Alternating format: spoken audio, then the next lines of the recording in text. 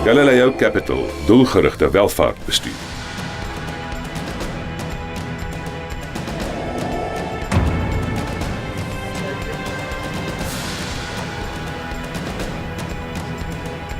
Brand, jy wou van jy 'n jong mens was, wou jy in die motorindustrie betrokke raak. Jy het aanvanklik ingenieurswese gestudeer by Tikkies. Dit het nie heeltemal uitgewerk nie en jy het gaan handelsvakke neem by Universiteit van die Vrystaat. Jy het geëindig met 'n M. Die M-verhandeling was spesifiek oor die motorindustrie. Hoe het jy van daar af in die industrie self betrokke geraak? Theo, ek het uittreksels van my verhandeling gestuur aan 3 motormaatskappye en Toyota Suid-Afrika was een. En natuurlik het ek gehoop dat Toyota beïndruk sou wees en vir my werk sou aanbied en met die genade het dit gebeur. Dis 1973, 'n jong Brand Pretorius begin by Toyota. Op daai stadium het Toyota 'n klein markandeel gehad, 7%. Hulle het net enkele voertuie gehad in die mark, maar hulle was onder die direkte leiding van Dr. Albert Wessels. As 'n jong Brand Pretorius, daai eerste jare in Toyota, wat onthou jy? Ek onthou die voorreg wat ek gehad het om onder 'n visionêre leier soos Dr. Albert Wessels te kon werk, om van hom te kon leer. Hy het my geïnspireer en uit die aard van die saak so 'n groot rol gespeel in my loopbaan en in my lewe.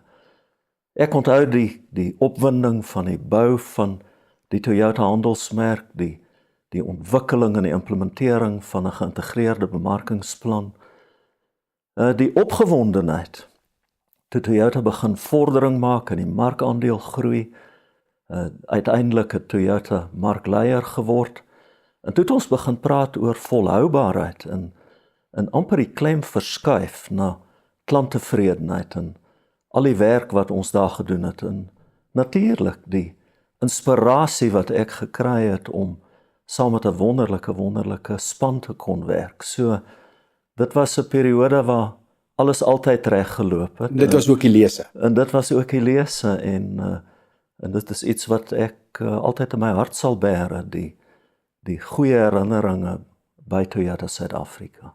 As ons nou kyk, 22 jaar by Toyota en ons skuif die klok bietjie aan, jy het op 'n stadium gesit en gaan kyk terug na jou lewe en jy het 'n dokument aan jouself geskryf, 'n case for change. Jy het 'n saak uitgemaak aan jouself dat dit miskien tyd is om jou loopbaan in heroorweging te neem. Kom ons kyk terug, waarom het jy daarna begin kyk en waarom het jy tyd gevoel dat is tyd om aan te gaan? Met al die vreugde en sukses wat ek bevoorreg was om deel te kon wees van by Toyota, het ek by myself gedink, 22 jaar, ek wil graag my horisonne verbreed, ek wil iets nuuts gaan leer. Die kleinhandelmotorbedryf was altyd 'n baie groot belangstellingsveld van my. En daar was 'n persoonlike kant aan daardie hele vergelyking. Ek wou my lewensbalans verbeter, miskien 'n omstandigheid skep waar ek meer tyd kon spandeer aan my gesin. En so die geleentheid by McCarthy was vir my aantreklik omdat ek gedink het dat ek nuwe dinge gaan leer, amper 'n loopbaan wedergeboorte gaan ervaar en dat ek in die proses ook 'n beter balans tussen werk en lewe sou kon handhaaf. Daai balans het toe nie uitgewerk nie. Jy het aangesluit by McCarthy. Dit was op daai stadium die grootste motorhandelaarsnetwerk in Suid-Afrika.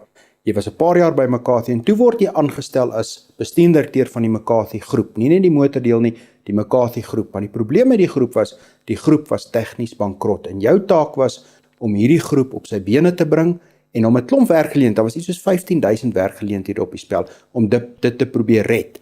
Dit is gered een nag, 2:00 die oggend wat 'n ooreenkoms geteken is, wat banke die groep herkapitaliseer het, maar nou het jy gewerk vir 8 banke wat 85% aandeel gehad het. Daai herstrukturering, herkapitalisering, hoe het jy dit benader en hoe het jy dit reg gekry? Theo, ek dink 'n onderliggende beginsel van leierskap is die aanvaarding van verantwoordelikheid. En daar was soveel moontlike onskuldige slagoffers betrokke by die hele McCarthy tegniese insolventie.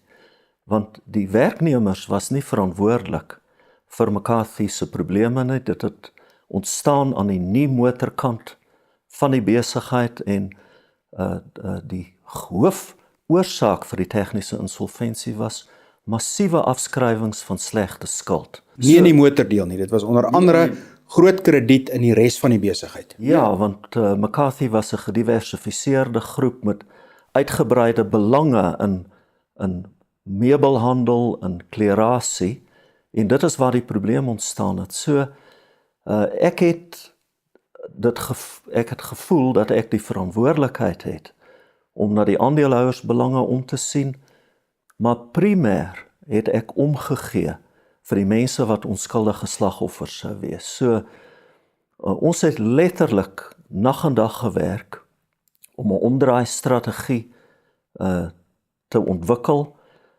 Ons het baie hard probeer om ons kwaliteit en talentvolle werknemers te behou, en natuurlik was daar net een manier, en dit was om na die banke toe te gaan, letterlik op ons knieë, en by hulle te pleit om die groep te herkapitaliseer.